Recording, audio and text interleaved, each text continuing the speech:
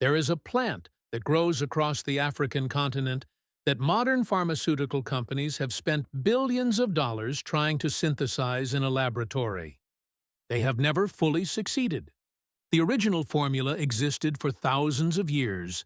It was held by African healers who passed it down through generations of careful observation, precise preparation, and accumulated knowledge so deep it took Western science centuries to begin to understand what it was actually doing. They called those healers witches.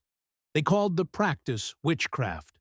They burned the knowledge, outlawed the healers, and then spent the next 400 years quietly rediscovering what had already been known.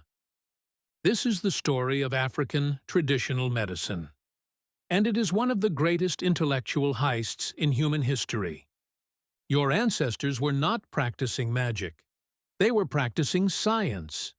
The difference was only in the language used to describe it, and in who held the power to decide which language was legitimate. Let's start with what they actually knew. The Ebers Papyrus, that extraordinary African medical document dating to 1550 BCE that we have discussed before, contains over 700 remedies using plant, animal, and mineral compounds. 700. Documented, categorized, and prescribed for specific conditions with specific dosages. Depression was treated with preparations that modern neuroscience has identified as containing compounds that influence serotonin pathways. Inflammation was treated with willow bark, the same compound that became aspirin in 1897, marketed as a European pharmaceutical discovery. Pain was managed with preparations derived from the poppy plant, the same plant that became the basis of modern opioid medicine. Your ancestors were not guessing. They had arrived at these compounds through what we would now call the scientific method: observation, hypothesis, testing, and refinement across generations.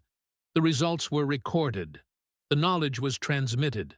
The system was alive and functioning at a sophisticated level thousands of years before the European institutions that would later dismiss it even existed.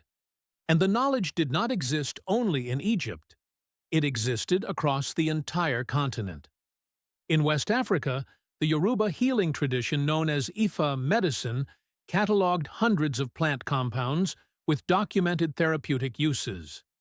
Research published in the Journal of Ethnopharmacology has confirmed that many of these compounds contain bioactive molecules effective against bacterial infections, malaria, diabetes, and hypertension. The healers who worked with these plants, the babalawos, underwent years of rigorous training. They memorized vast bodies of knowledge. They understood dosage, contraindication, and the interaction between different compounds in ways that modern pharmacology is still working to fully map. In Central Africa, traditional healers identified and used a compound from the Iboga plant for what we would now describe as anesthetic and psychotherapeutic purposes. Modern clinical trials are currently exploring ibogaine, derived from that same plant, as one of the most promising treatments for opioid addiction and treatment-resistant depression ever identified. The knowledge was always there. It took Western medicine a century after first contact with this plant to start taking it seriously.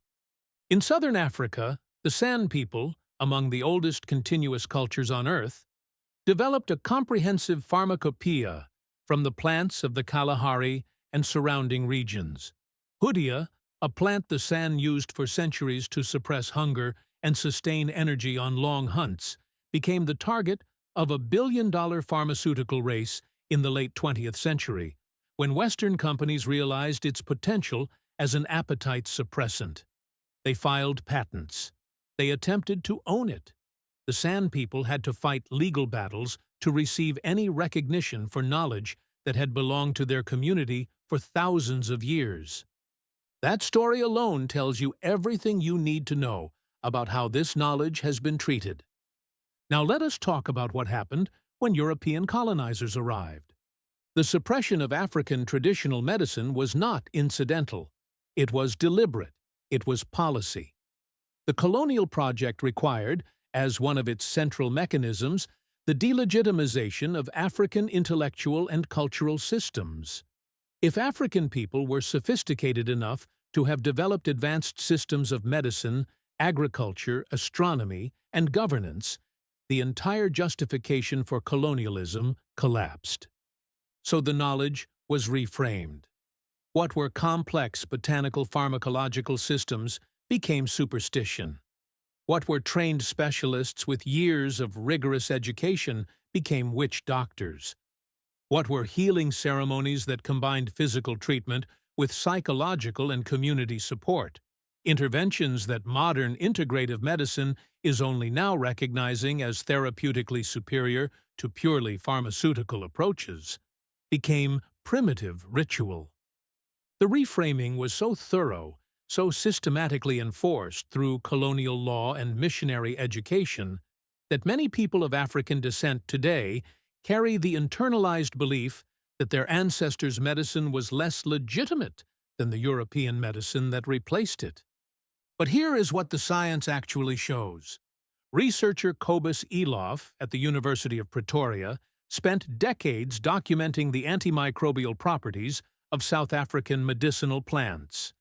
His findings confirmed that many traditional preparations were as effective as, and in some cases more effective than, synthetic antibiotics against specific bacterial strains, including drug-resistant strains that modern medicine is increasingly failing to treat.